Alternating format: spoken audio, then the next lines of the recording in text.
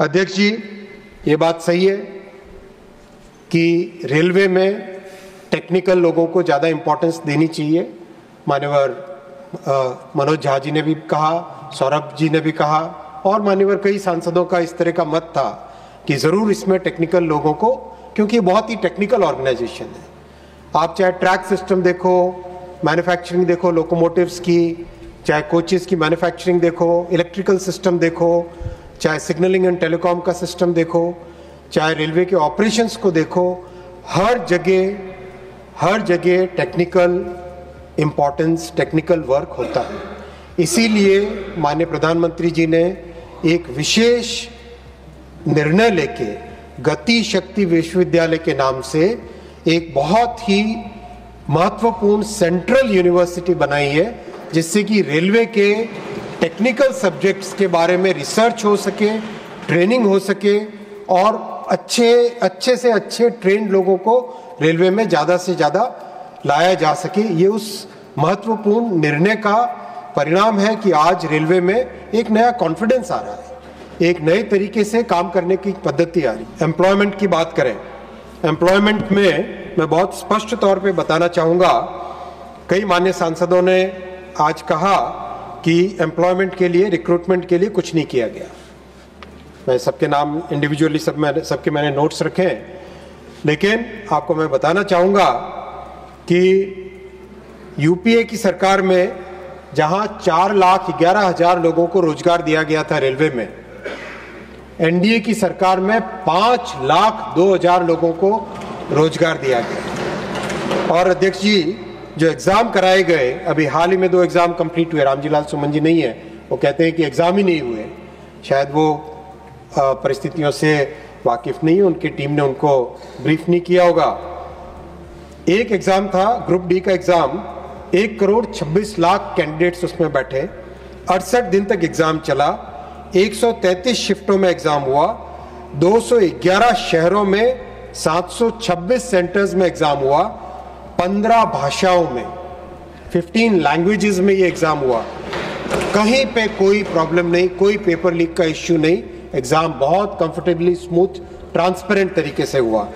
दूसरा exam NTPC का exam, NTPC यानी नॉन टेक्निकल पॉपुलर कैटेगरीज, 1,11,00,000 लोग कैंडिडेट्स थे, 33 डेज तक एग्जाम चला, 99 शिफ्ट्स में, 191 सिटीज में, 551 सेंटर्स में, 15 लैंग्वेजेस में, एब्सोल्युटली स्मूथ, एब्सोल्युटली ट्रांसपेरेंट। अभी हाल ही में एएलपी असिस्टेंट लोको पायलट का एग्जाम कंप्लीट हुआ, 18,40,000 कैंडिडेट्स थे उसमें, 5 दिन तक एग्जाम 15 शिफ्टों में 156 शहरों में चला, 346 सेंटर्स में, 15 लैंग्वेजेस में, एब्सोल्युटली स्मूथ। इस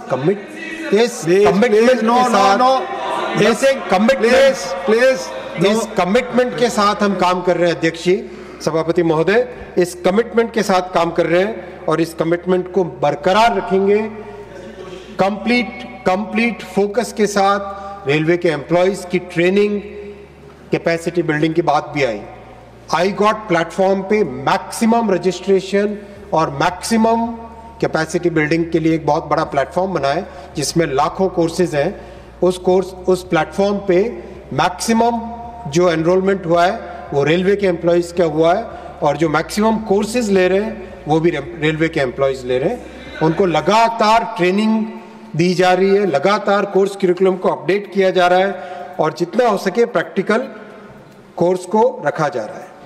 ट्रेनिंग का, स्टाफ की ट्रेनिंग, सिम्युलेटर्स लगाए जा रहे हैं, जिससे कि रियल लाइफ लोगों में कैसा एनवायरनमेंट होगा, एग्जैक्टली उस तरह के एनवायरनमेंट में ट्रेनिंग हो। रनिंग रूम्स लोको पायलट के, एक भी रनिंग रूम में एयर कंडीशनिंग नहीं थी 2014 में। बड़े बड़े कद्दावर नेता थे जो कि माननीय तनखा जी कह रहे थे कि एक ब्यूरोक्रेट को लगा दिया। हाँ, मैं मानता हूं, मैं टेक्नोक्रेट हूं, ब्यूरोक्रेट हूं, लेकिन कमिटमेंट देश के लिए कहीं कम नहीं, किसी भी नेता से कम नहीं। अगर कमिटमेंट में कम आए तो आप उंगली उठाइए, नहीं तो आपको उंगली उठाने का कोई अधिकार नहीं।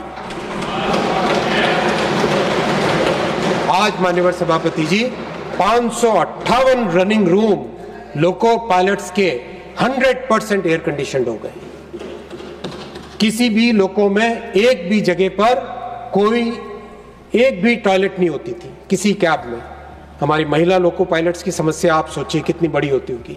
आज 50% लोकोमोटिव्स में टॉयलेट्स की व्यवस्था कर दी गई है और जितने नए लोकोमोटिव्स बन रहे हैं, अभी मैं दाहोद में लोको देख के आया जो नए जनरेशन का लोकोमोटिव बन रहा है, आप विश्वास नहीं करेंगे, लोकोमोटिव ऐसा है जैसा कोई कंप्यूटर सेंटर होता है, जैसा कोई डेटा सेंटर होता है, उस तरह का लोकोमोटिव, एकदम नई जनरेशन का, नई टेक्नोलॉजी का, और इतनी अच्छी टॉयलेट उसमें, वो भी टॉयलेट भी फुल्ली इंटरलॉक लोको के पूरे कंट्रोल सिस्टम के साथ। उस कमिटमेंट के साथ काम कर रहे हैं अध्यक्ष सभापति महोदय।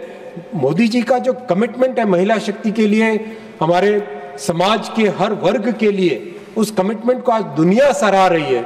विपक्ष में जो बात करते हैं कभी चीन से कंपैरिजन तो आप करेंगे ही, आपका प्रेम किसके साथ है हम सबको पता है, इसमें क्या बड़ी बात है। और जो आपने आंकड़े दिए, मान्यवर तनखा जी ने जो आंकड़े दिए, वो दिखाता है कि उनके समय में क्या काम होता था या काम नहीं होता था, उसको दिखाता है। जिस कंपैरिजन की ये बात कर रहे हैं, 1981 से आपके प्यारे देश ने काम चालू किया रेलवे के मॉडर्नाइजेशन का। वो काम भारत में 2014 में चालू हुआ। 1978 2014 आपने 60 साल तक राज किया इस देश पे। किस मुंह से आज बोलते हो आप? इन 60 वर्षों में आपने 20,000 किलोमीटर इलेक्ट्रीफाई किया, मोदी जी ने 11 साल में 45,000 किलोमीटर इलेक्ट्रीफाई किया। आपके 60 साल के काम को किसी भी पैरामीटर पे देख लीजिए, 60 साल बनाम 11 साल, हर जगह 11 साल के इस काम में आपको अधिक शक्ति, अधिक पावर, अधिक अचीवमेंट दिखाई देगा। इसलिए बैठ कर नो कमेंट, इसलिए बैठ कर नो कमेंट प्लीज। आप बोले, इसलिए please John Brittas not allowed. थोड़ा सा ध्यान, थोड़ा सा ध्यान, सिर्फ माननीय मंत्री जी की बात रिकॉर्ड पे जा रही है, आप बोले प्लीज। थोड़ा सा ध्यान अपने देश पर भी दे दीजिए तो बहुत भला होगा, आपका भी और देश का भी। आज इस लेवल पे आने के बावजूद भी हम सेटिस्फाइड नहीं है, हमें और भी इसमें प्रयास करने हैं और इसमें हर एक फैक्टर में हमें रूट कॉज में जाके रूट कॉज को ही सॉल्व करना है। केवल लीपापोती से काम नहीं होता जैसा कि आपके टाइम में करते थे। आज हमें रूट कॉज में जाके सॉल्व करना पड़ेगा। भारत बहुत ही एक, हमारा रेलवे नेटवर्क बहुत ही एक वाइड, अलग अलग डाइवर्सिटी का रेलवे नेटवर्क है। माननीय सभापति महोदय, कहीं पे बहुत ह्यूमिडिटी वाला एरिया है, कहीं पे ड्राई डेजर्ट का एरिया है, कहीं पे पहाड़ का एरिया है, कहीं पे नदियों वाला एरिया है।